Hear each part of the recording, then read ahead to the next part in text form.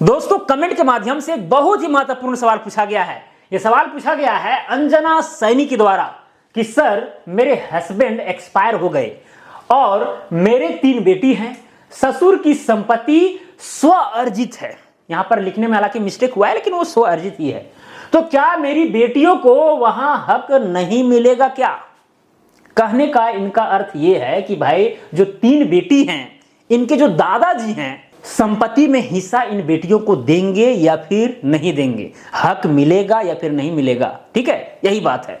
तो इसका जवाब एकदम बारीकी से मिलने वाला है और इसके इर्द गिर्द जितना भी कंफ्यूजन आपके पास पड़ रहे होंगे उसका इलाज इसी वीडियो में होने वाला है, तो बने रहना है अंत तक केवल। ठीक है दोस्तों, यहां पर 2 चीज अगर आप समझ गए ना तो समझिए ऐसे ऐसे मामला को आप ऐसे हैंडल कर दीजिएगा। 2 चीज समझना है। संपत्ति को मालिकाना हक के आधार पर हम 2 भागों में बांट सकते हैं।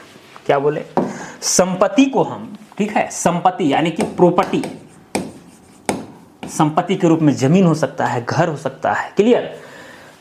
संपत्ति को अगर हम चल अचल में बांटे भाई, एक होता है चल संपत्ति यानी कि मूवेबल प्रॉपर्टी, एक होता है अचल संपत्ति इमूवेबल प्रॉपर्टी। जैसे आपका घर हो गया, मकान हो गया, ये क्या है? आपका अचल संपत्ति है। ठीक है, अचल संपत्ति का मतलब हुआ कि भाई एक जगह से दूसरी जगह नहीं जा सकते हैं, और एक हुआ चल संपत्ति जिसे हम एक जगह से दूसरी जगह ले जा सकते हैं। जैसे गाड़ी हो गया, सोना हो गया, चांदी हो गया, ये सबको हम एक जगह से दूसरे जगह ले जा सकते हैं। कुछ लोग कहेंगे कि भाई आजकल तो बिल्डिंग को भी जो है सो एक जगह से दूसरी जगह ले जाया जा रहा है। ठीक है, वो एक एक्सेप्शन है भाई, वैसा नहीं सोचना है। ठीक है, ये सब स्थायी हैं, अचल हैं। क्लियर?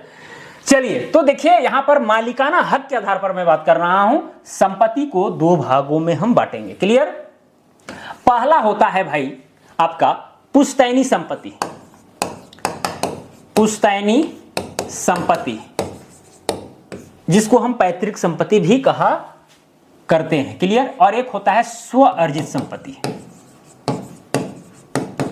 स्व अर्जित संपत्ति, इंग्लिश में कहते हैं सेल्फ एक्वायर्ड प्रॉपर्टी। ये दोनों को समझिए कि भाई किस आधार पर कैटेगराइज किया गया है।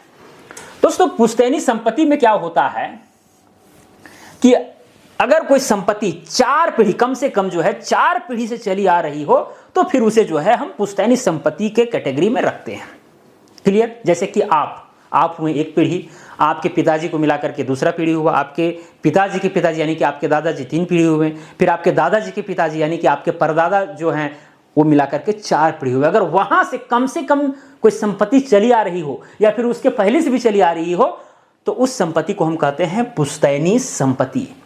और इसमें जो है ना भाई, जो हिंदू उत्तराधिकार अधिनियम है या फिर अगर आप मुस्लिम हैं, मुस्लिम पर्सनल लॉ है, इसमें आपका हक कोई मार नहीं सकता। अगर कोई चाहे कि भाई उसे हम हिस्सा नहीं देंगे तो ऐसा नहीं होगा। पुश्तैनी संपत्ति में ये गारंटेड भाई है कि आपको हिस्सा मिलेगा। दूसरा है दोस्तों यहां पर स्व अर्जित संपत्ति यानी कि सेल्फ एक्वायर्ड प्रॉपर्टी। इसमें क्या होता है दोस्तों, कोई व्यक्ति है और ये अपने जीवन काल में जो है जमीन खरीदता है, अपने जीवन काल में जो है जमीन खरीदता है, वो भी अपने पैसे से, अपने नाम पर। क्लियर? तो वो कहलाता है स्व अर्जित संपत्ति। इसमें क्या है दोस्तों, चूंकि ये अपने जीवन काल में खरीदा है, अपना कमाई से खरीदा है, तो भाई इस संपत्ति को चाहेगा तो वो बेच सकता है, किसी को दान दे सकता है, गिरवी रख सकता है, अपने किसी बेटे को बेदखल कर सकता है, बेटी को बेदखल कर सकता है। ठीक है, कुछ भी संपत्ति को कर सकता है क्योंकि इन्होंने ही खरीदा है। तो ये कहलाता है स्व अर्जित संपत्ति। कुछ मामलों में ऐसा भी होता है कि भाई हम अपने नाम से जमीन तो करा लिए, लेकिन भाई जमीन जिसमें हम खरीद रहे थे मेरा भाई का भी सहयोग था, भाई ने भी पैसे लगाए, पिताजी ने भी पैसे लगाए, तो फिर कितनों आपके नाम से है लेकिन वो एक कंबाइंड संपत्ति माना जाएगा यदि वो भाई और पिताजी ये प्रूव कर दें कोर्ट में कि भाई ये जो संपत्ति खरीदा गया है इसमें हम लोगों का भी पसीना लगाया, हम लोग का भी पैसा लगाया। क्लियर? तो ये भी होता है, फिर वो कंबाइन हो जाएगा, किसी खास व्यक्ति का नहीं रहेगा, स्व अर्जित नहीं रहेगा, वो मनमाना नहीं कर सकता। ऐसा भी होता है रेयर केस में। क्लियर? लेकिन जनरली देखा जाए तो भाई स्वअर्जित का मतलब कोई अपने जीवन काल में आपने खरीदा, कुछ भी कर सकता है। और अगर कुछ भी कर सकता है तो सिंपल सी फंडा है कि वसीयत भी लिख सकता है। इस संपत्ति का ये व्यक्ति जो है क्या लिख सकता है, वसीयत। और दोस्तों वसीयत के विषय में हम आपको कई वीडियो में बताए हैं, अगर नहीं देखे हैं तो भाई वीडियो का जो लिंक है वो डिस्क्रिप्शन में दे देंगे। वसीयत जिसको इंग्लिश में कहा जाता है विल, यानी अंतिम इच्छा। अगर कोई व्यक्ति चाहे कि भाई हम अपने जीते जी जो भी मेरे पास संपत्ति है, जो मैं अपने से अर्जित किया हूं, मैं खुद से बंटवारा करना चाहता हूं, भाई किसको कितना देना है। हो सकता है कोई बेटा जो है उसको बहुत सेवा किया हो, ठीक है, उसके पीछे प्यार हो तो वो ज़्यादा भी दे सकता है। तो ये ज़्यादा कम वाला मामला जो है ना, वो जीते जी कर सकता है, वो भी वसीयत लिख करके। जीते जी जो है स्व अर्जित संपत्ति का वसीयत लिख देगा, पुश्तैनी का नहीं। पुश्तैनी का भाई वसीयत लिख देगा वो फिर फॉल्ट हो जाएगा, वसीयत वो वैलिड नहीं होगा, क्योंकि ये भाई इसमें कोई हक आपका हिस्सा नहीं मार सकता है। आप अगर धरती पर पैदा ले लिए तो भाई आप हिस्सा लेके पैदा हुए, सिंपल सी फंडा है, जन्म लेते ही आपका अधिकार हो गया। हालांकि कुछ राज्य में और कुछ जो पर्सनल लॉ है उसमें जो है मृत्यु, पिता की मृत्यु के बाद हिस्सा मिलता है, वो अलग बात है, ठीक है। लेकिन यहाँ पर हिंदू उत्तराधिकार अधिनियम में आप जन्म लेते ही आप क्या बन जाते हैं, हिस्सेदार बन जाते हैं। क्लियर। चलिए, तो भाई अगर वसीयत लिख दी जाती है तो समझिए जैसे ही इस व्यक्ति का मृत्यु होगा तो वसीयत में जो जो चीजें लिखी हुई है उसके आधार पर संपत्ति का बंटवारा हो जाएगा। ये चाहेगा व्यक्ति तो किसी को बेदखल भी कर सकता है, ठीक है, कुछ भी कर सकता है, कम ज्यादा भी दे सकता है, इसके ऊपर डिपेंड करता है, क्योंकि भाई स्वार्जित संपत्ति, सिंपल सी फंडा है।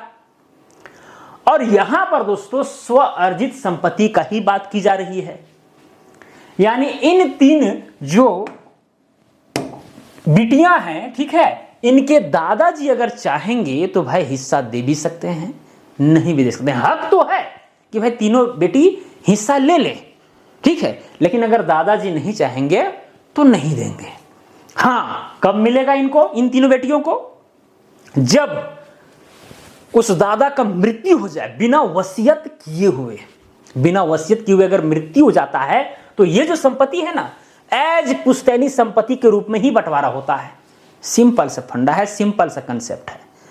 और ऐसा भी हो सकता है कि वसीयत तो उसने लिखा लेकिन उन बेटियों को भी थोड़ा बहुत हिस्सा दे दिया, तो भाई जितना वसीयत में लिखा हुआ है उतना ही से मिलेगा। क्लियर। तो ये यहां पर मामला है दोस्तों, समझना है आपको, ठीक है। ये जो तीन बेटी हैं इनके जो पिताजी होंगे, ठीक है, उनको जितना भी हिस्सा मिलेगा, भाई ये तीन बेटियां हैं, उनके जो पिताजी जो एक्सपायर हो गए हैं, हो सकता है उन लोग भी आपस में भाई हो, ठीक है, बहनें हो। क्लियर। और आप जानते हैं कि भाई हिंदू उत्तराधिकार अधिनियम के तहत भाई बेटा हो या बेटी हो सबको बराबर हिस्सा है। अगर हम मुस्लिम पर्सनल लॉ का बात करेंगे तो जितना बेटा को हिस्सा मिलता है उसका आधा बेटी को मिलता है, तो इस तरह भी है। लेकिन बेटियों का भी हक है हिंदू उत्तराधिकार अधिनियम के तहत, तो भाई एकदम 100% आपका हक है, एकदम बराबर रूप से, बेटा हो या बेटी हो कोई फर्क नहीं पड़ता है। क्लियर, एकदम समान। क्लियर। तो ये चीज दोस्तों, तो तीनों बेटी को हिस्सा मिलेगा भाई, तब मिलेगा जब वसीयत में नाम हो, या तो फिर इनके जो दादा हैं बिना वसीयत किए हुए मर जाएं, तभी मिल सकता है। सिंपल सी फंडा। या फिर दादाजी अपने जीते जी जो है सो ये कह दे कि भाई सबको हिस्सा मिलेगा, बंटवारा वगैरह करवा दे, ठीक है, तो इस तरह से भी हो सकता है।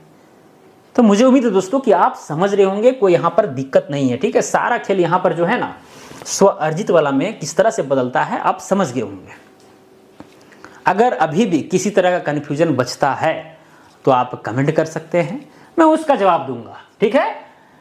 और ये बात समझ में नहीं आई, ठीक है, क्या निष्कर्ष यहां पर निकला, तो वीडियो को फिर से देख लीजिए, समझ में आ जाएगा, कोई बड़ा चीज नहीं है। क्लियर। तो चलिए आज के लिए इतना ही, अब मिलेंगे अगला वीडियो में। जय हिंद, जय भारत।